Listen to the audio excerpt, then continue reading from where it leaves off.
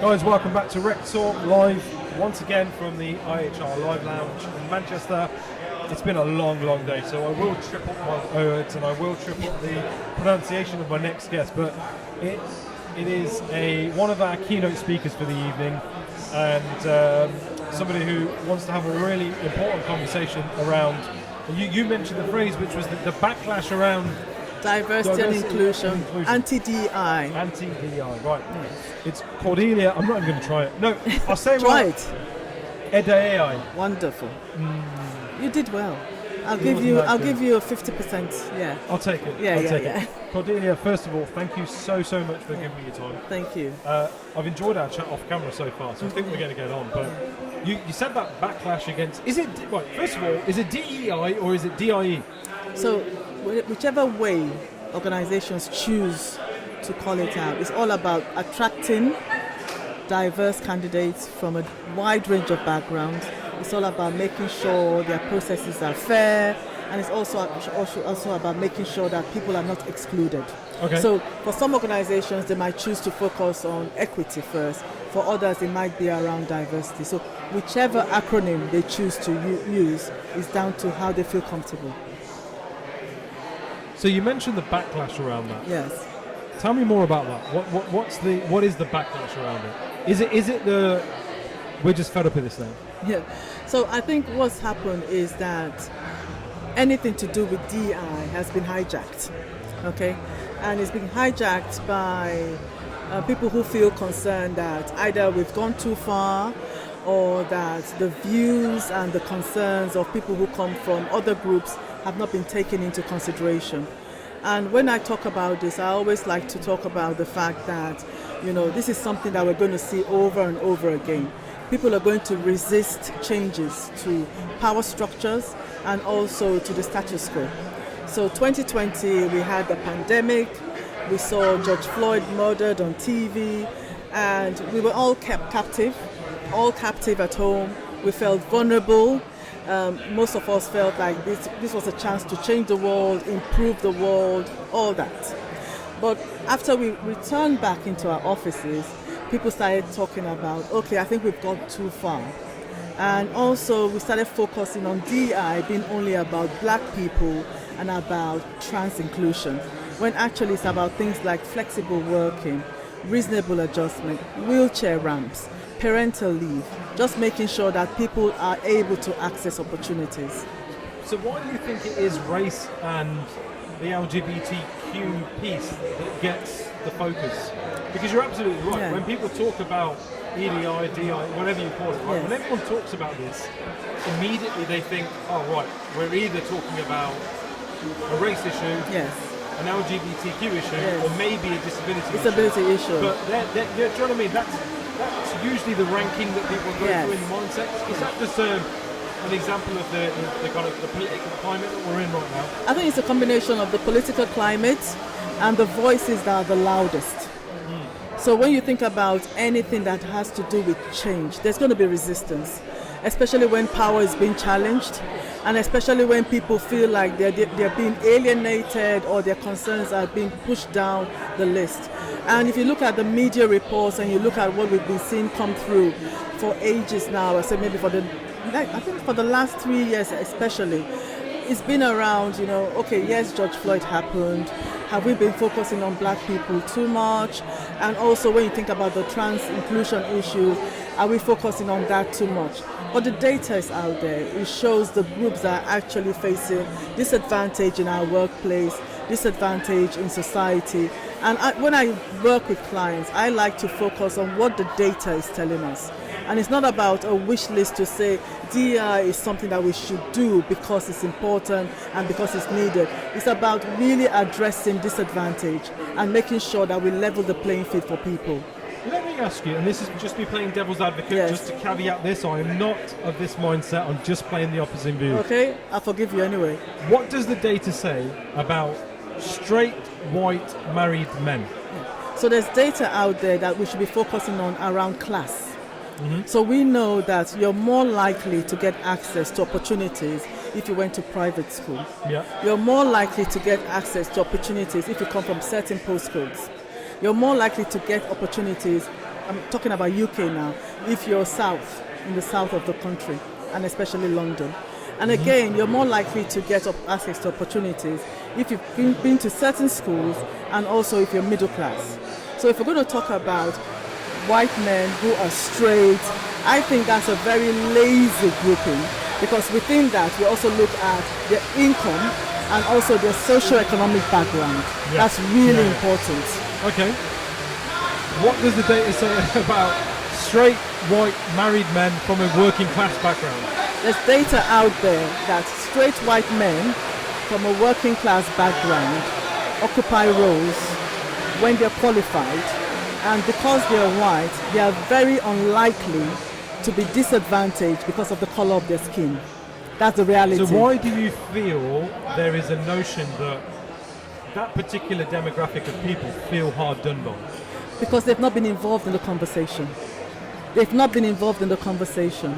And so when I talk about lazy grouping, okay, so you talked about straight white men, and it almost perpetuates that impression that those are the hard done by group. Within that group, you have straight white men who are single parents, who have to look at the caring responsibilities that stop them from accessing opportunities. Within that grouping also, you have straight white men who are disabled or who have long-term health conditions. Within that group again also, you have people who feel disadvantaged because they don't have the skills to actually excel in a society and in a workplace where we're talking about AI and tech. So when I talk about diversity, equity and inclusion, I always say that the typical person who is sitting at their desk, not in London, not in a cosmopolitan environment, needs to understand why this is important to them. They need to be able to articulate very, very clearly why leveling the playing field and why access to opportunity also applies to them. And that's why I talk about them being involved in the conversation. So when I do inclusive leadership coaching, I talk to a lot of privileged white men who know that it's not a level playing field for their daughters, it's not a level playing field for them who are juggling responsibilities. They need to actually understand why this is important to them. Do you think, thank you for that, you articulated that, which of course you would do, but you articulated that incredibly well. And I think there will be people listening to this who fit that straight, white, married male demographic that feel hard done by, that will kind of be like, I get it. Yeah. So to move on from that then, where do you see, what's the root cause, or what seems to be the root cause of this from a hiring perspective within businesses? Yes. You know, why do we just go with the simple option? Because we're human beings. We always like to simplify things, and we always take the easy way out every time. So if you think about the amount of work that has to go in to actually change mindsets, for people to perceive certain groups as talented. So I always say I live in London, very cosmopolitan, very mixed, very diverse. Not everywhere is like London. So when you talk about who is talented, who is actually supposed to be a leader, for certain people the perception that it has to be typically straight white man who is married. So we're challenging stereotypes here. And when we talk about bias, some of the work that needs to happen about making hiring more inclusive is around challenging your bias and also looking at whether there's bias in the systems that are actually giving certain groups advantage over others.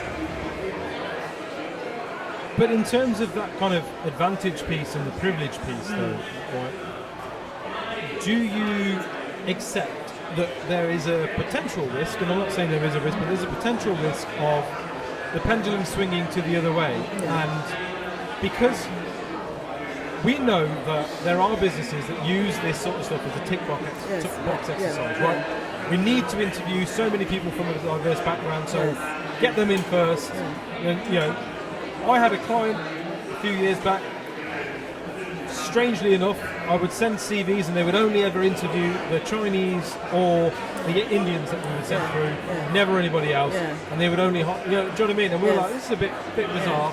And it's a tick box Yeah, thing, yeah, right? yeah. Does that not provide them a bias? Does that not provide them a privilege? Yes. Do you know what I mean? So what you just described is illegal, and that's positive discrimination. Yeah. So under the Equality Act 2010, there is allowance there that if you have candidates who are, if you show in your organization that you have a lack of representation from a certain group, you have evidence, you have data, you've done the groundwork, you can actually take steps to say we want to be fully representative of our communities. So we're going to target certain groups, okay? But they have to be qualified, and you have to make sure they are qualified. Now, when you talk about systematically only recruiting people from a certain group, you have to have evidence why you're doing that, because you are actually alienating other people, but it's also illegal.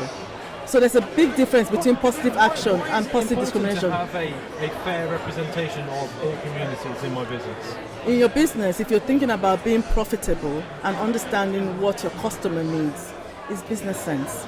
And if you're thinking about how you actually hunt, I would say hunt for talent, go to market for talent, and you want to be a sustainable business, you need to be fully reflective of your communities, but also your customers. Innovation is constant. Innovation. So if you have an organization that's talking about, I'm just going to, off the top of my head now, you're producing fashion, and everyone in your organization, and you're producing fashion for all genders, and everyone in your organization is a man. Already you have a spot there that you're missing, because you don't even have an insight into what women are looking for, what women are seeking. So it is actually about business and also remaining sustainable. That sort of insight, some could argue, Yeah. I have to caveat this again because I don't want people listening to this thinking that this is how I feel. Yeah. But some could argue that that data and that insight can be purchased, right? It can be, I want to hire the best people for my job, Yes. for my business. If that happens to be sub 25-year-old lads Yes. who are,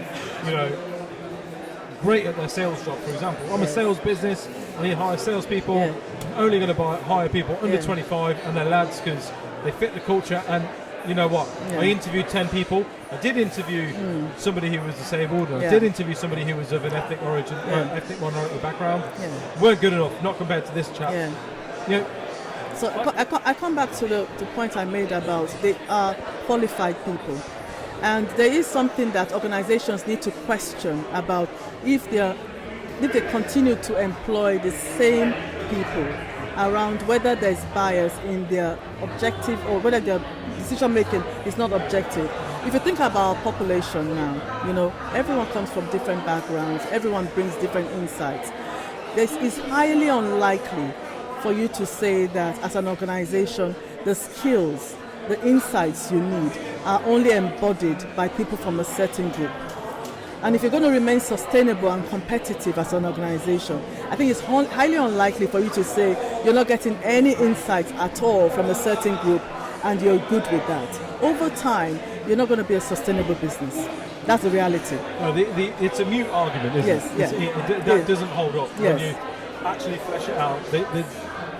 That perspective just doesn't hold. It doesn't hold, but I think there's something, and that's why I always encourage people to think about, people talk about underrepresented groups, but I also encourage people to think about what are you saying when you have overrepresented people in a particular role. So if we look at leadership, for example, and I look at boards that are composed of only men, are you saying that only men have the skills and the knowledge and the competence to be in board roles?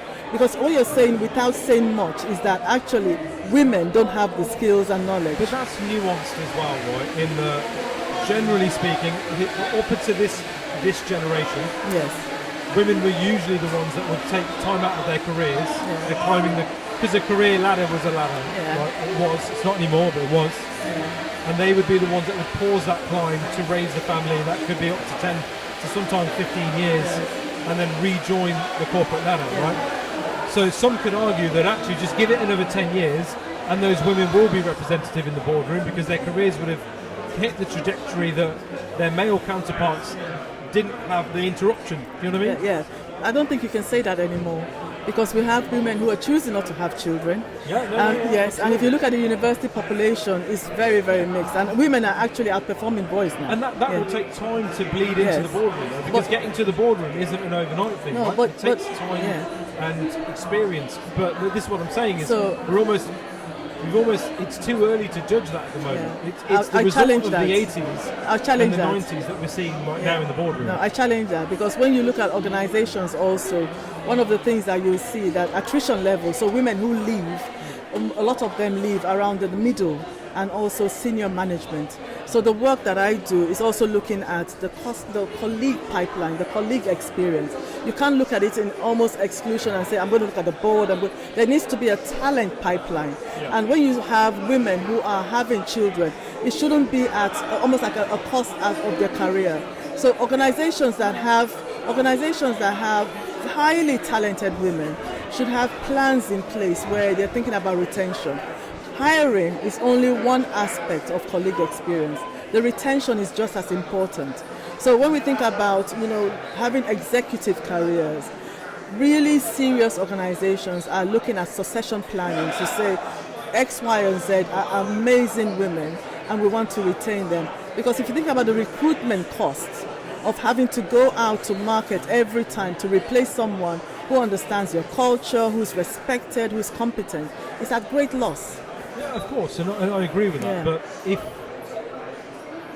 you want to be fair and keep it a level playing field, and let's just assume that the progression in this business that we're talking about is based on years of service, continual years of service, and one of those people is given 20 years of service uninterrupted, and the other is given 15 years interrupted with 5 in the middle.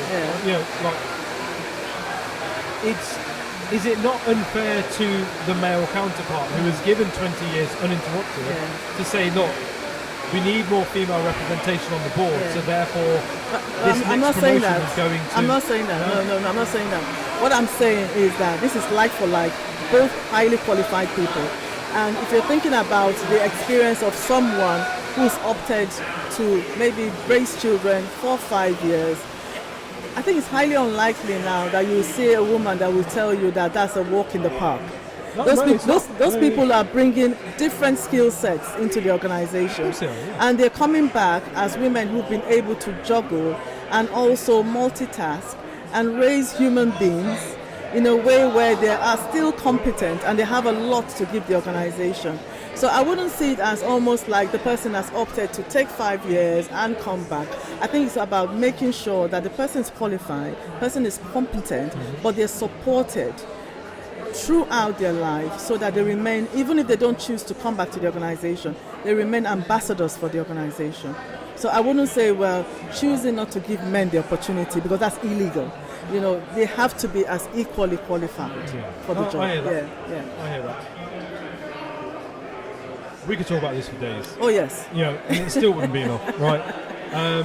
No, thank you. Yes. Where is your next keynote speech? Where are you throughout the rest of the year for people to come out and see you and speak to you and engage with you? So I'm on LinkedIn, and then also I've got a website. So if you just put in my name, you can find my website and you can send me an email. I'm doing consulting work. I'm working on a leadership development program, England-wide, but I'm also working with a very interesting organization around their DEI strategy. And I will always say this, the conversation around DEI can be divisive, but if you think about your own life and my own life, there are points in which we have felt excluded. We have felt that we haven't been able to access opportunity. So I think we need to keep it real. That this is not about us versus them. This is about creating opportunities for everyone and leveling the playing field for as many people as possible. No, you're absolutely right. Just to kind of echo that point, I think we have lived experiences that have shaped the way that we are and our perception and reality of the world. Absolutely. In exactly the same way, some other people have privileged experiences where they haven't had to deal with the things that we have. And so, education and conversation are key here. This is very important. I think judgment's where it goes wrong, you know. We, obviously the conversation's always the other way, right? Yes. people shouldn't judge us for No. what we've been through. We also need to be aware that we don't. cannot judge people in a position of privilege Yes. for their lack of understanding, Yes. because it's not their fault that they're in that position of privilege. Absolutely. They were born into that. Or No. they were happening. Spot on. I think the first thing I do when I sit down with my leaders, especially when it's a white senior leader, I always say, no one should apologize for their circumstance of death. Yeah. Nobody chose to be born white, black, pink, that's or right, yeah. yellow. No one chose. It's what you do with your power that matters. So even as I'm sitting here now, I'm not physically disabled.